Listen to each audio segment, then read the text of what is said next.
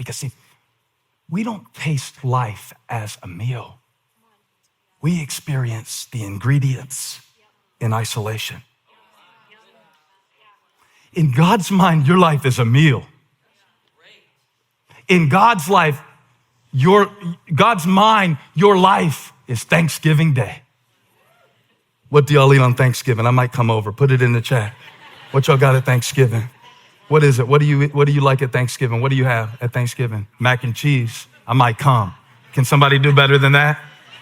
Mac and cheese and sweet potatoes. Now, like sweet potatoes or a sweet potato thing with marshmallows in it. Yeah, because I really the sweet potatoes are the middleman for me. I just want the marshmallows on top of the sweet potatoes, honestly. So yeah, that's good. That's good. I might come. What else? What do y'all have at Thanksgiving? See, I don't know. I'm making everybody hungry. I'm losing my audience. This is really bad public speaking. What am I doing? You got to understand that the moment that Naomi is in her life right now is a blessing, but it's a mixed blessing. It's a mixed blessing. I noticed the room got happy when I said, you're stepping into a blessing. It's like, yes, I forgot to tell you, it's a mixed blessing. I forgot to tell you, it is a mixed blessing. So that means you need to prepare for the blessing as it is actually going to be, or you might miss the blessing because it's going to be mixed when you get it. In fact, Naomi was in so much pain there in Moab, where she went to escape from Bethlehem, where there was a famine. It seems like she did all right when she lost her husband, but when she lost her sons too, she said, don't call me Naomi anymore. Call me Mara. Because Naomi has the connotation of pleasant. Mara means bitter. And after what she's been through, can you blame her? When somebody has been through something like this, you don't tell them, it'll come together. What will come together? How can you replace those boys? Even if God gave me 20 more, it wouldn't replace them. That's how it is sometimes in your life. Don't try to tell me it's going to get better. Call me bitter. When that kind of bitterness hits your heart, you don't even want to hear about better from anybody. Not from preachers, not from teachers, not from Pinterest. Don't tell me all things work together for the good of those that love God. Because when you taste the ingredient in isolation, it would be lying to say, that's delicious. It would be lying. I was talking to a guy in, I think he was in London. Yeah, he was in London. He said he had to lay off 40 of his 200 employees. He said, but you know what? It's a good thing. I said, I understand what you're saying, but for them, I hope you didn't tell them that. He said, no, I'm not telling them that. I'm just telling you that. I said, well, make sure you don't tell them you feel that way, because they probably don't see it like that right now from your perspective. He said, you got a good point. You got a good point. And it is a good point. When you are tasting it, have you ever walked in the kitchen and, just use an example. I'm not a cook. Take a scoop of baking powder and just down it. Ah! Did you ever do it? So baking powder is bad.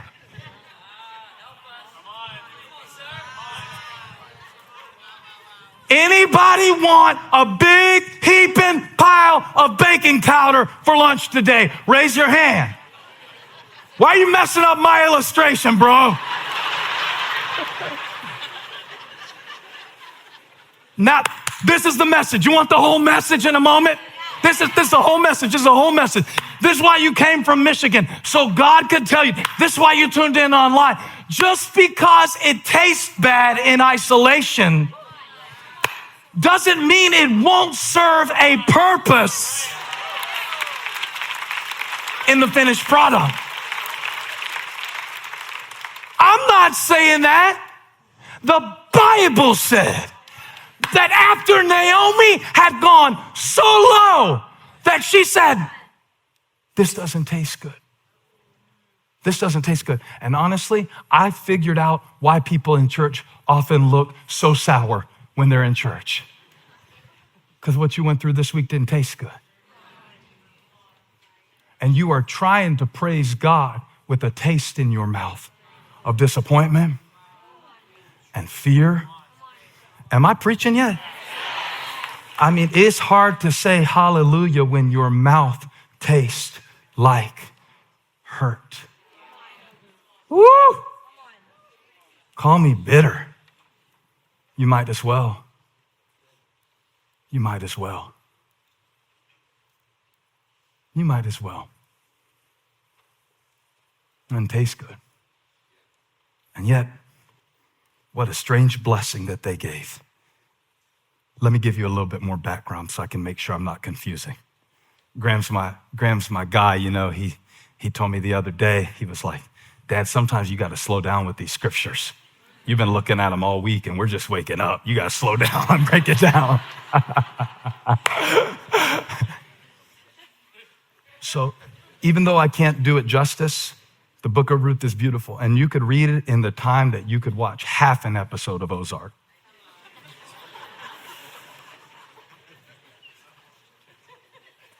And when we move through it, we see Naomi, Elimelech, Chilion, and Mahlon. Mahlon's Ruth's husband. Orpah is married to Chilion. And both of those baby names are available, by the way, if you want to have an original name for your kid. But when they went to Moab, they went to a place that they didn't, this is important, plan to go. This message is for somebody who is in a place you didn't plan to go. And I'm gonna take it further. Sometimes it's a place you hate being there because they're from Bethlehem and they're in Moab. Kind of like when they went to Egypt. I mentioned it earlier, when the Israelites went to Egypt. They didn't go to Egypt because it was their dream to go to Egypt. It wasn't on their bucket list to go to Egypt. They went to Egypt to survive. And we've talked about that a lot because I think a lot of the sin cycles we get sucked into in our life are out of survival mechanisms. And if we don't deal with it that way, we just put so much shame on it. We can't help anybody get healed because people won't come to Jesus because you don't understand the power of his covenant with you. You think Jesus is like other people and that there'll come a point where he'll be ashamed of you. And he'll go, oh, well, that's too far there. I was going to use you, but really, you did that? You don't understand the power of a covenant. But Ruth did, because when Naomi said, leave me, I've lost my husbands, I've lost my boys, I've heard there's bread in Bethlehem, we've been here 10 years. Naomi said, I'm not leaving. Make a covenant with you. Whither thou goest, I go. Your God become my God, and your God will often become the same God as your friends.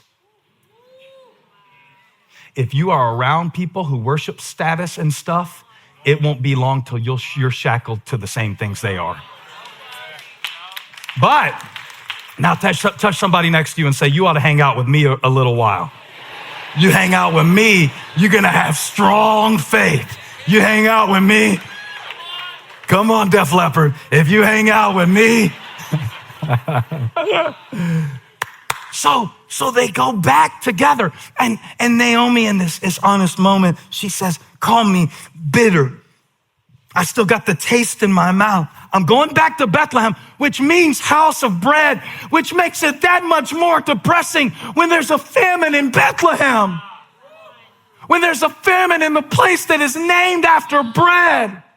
When the joy of the Lord is supposed to be your strength and you are a Christian and you're depressed, and you are a Christian and you can't sleep, and you are a Christian and you have addictions, and you are I am a C, I am a CH, I am a CHRISTIAN, but I got a ADD, ADHD, ADDICTIO. I'm in the house of bread, but I'm hungry. Call me Mara, she said.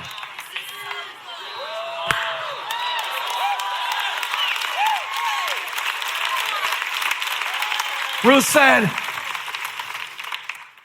I was with you when I wanted your son. Now you don't have a son to give me, but I'm still with you. I wonder who the Lord is saying that to. I'm still with you. I don't sell low and buy high. God is not Warren Buffett.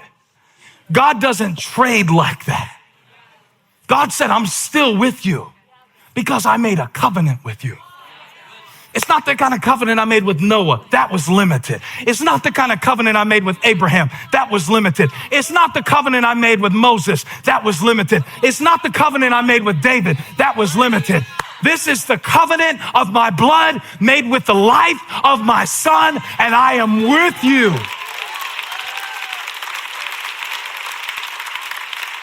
In your bitterness, in your brokenness.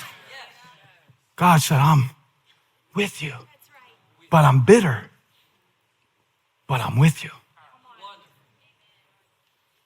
And I love the Lord because he wrote the Bible. And he knew that the woman who said, I'm bitter and it's over in chapter 1 would be holding a baby in chapter 4. So he gave her someone named Ruth, the Moabite. He gave her a Moabite. Not somebody from Bethlehem, somebody from a place that she never wanted to be. But remember, it's God's kitchen. So if you walk around God's kitchen tasting stuff, I don't like that. I don't like that.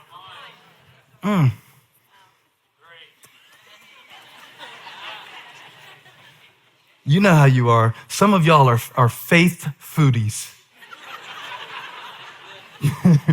You walk around, no, I don't like that. See, now listen, you get to tell God certain things that you want him to do.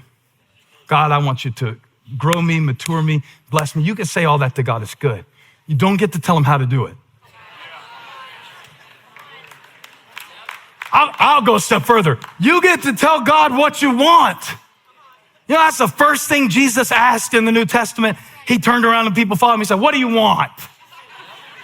Let's just get right to it. Cut to the chase. Cut through all the niceties. I don't need a soliloquy. What do you want? They said, we want to see where you're staying. So you got to follow me to know me. And that means that if you judge stuff while it's happening, you'll call yourself by what you've been through. Are you with me? I was in the kitchen the other day and Holly was making breakfast and I was trying to be helpful. But I can't cook. But I wanted to help out. And she had just finished the sausage, so I was taking the pan to pour out the grease from the sausage. And I can tell who cooks in the room by your reaction. Because she said two things to me that I'm going to preach to you. She said, leave the grease. I'm about to use it. That's the first thing she said. I'm out of the book of Ruth. I'm in 2nd Holly. She said, leave the grease. She said, because I'm about to make your eggs. And when I make your eggs, I'm going to take these eggs and I'm going to all things work together. Now, the grease on its own is not something that you want to eat. But if you let me leave the right amount of grease for this recipe that I know. See, because if I make your eggs without grease, she looked at me and said the second thing. She said, you need to get out of my kitchen. And I hear God saying to somebody who's been telling him what he can't do, what he shouldn't do, I heard the voice of the Lord. I was praying about it. And God said, Hit your neighbor, say, get out of God's kitchen. Get out of God's kitchen. Get out of God's kitchen. Stop asking God to bring people back who were supposed to go. Get out the kitchen. Stop asking God to take thorns away that he left so you could know him. Get out of the kitchen. Get out of my kitchen. Let me mix this. Because when I get done mixing these eggs with this grease, when I get finished mixing your pain with my joy, when I get finished mixing your gift with your opportunity, get out of my kitchen. Woo! In my weakness, he is strong. That's grease.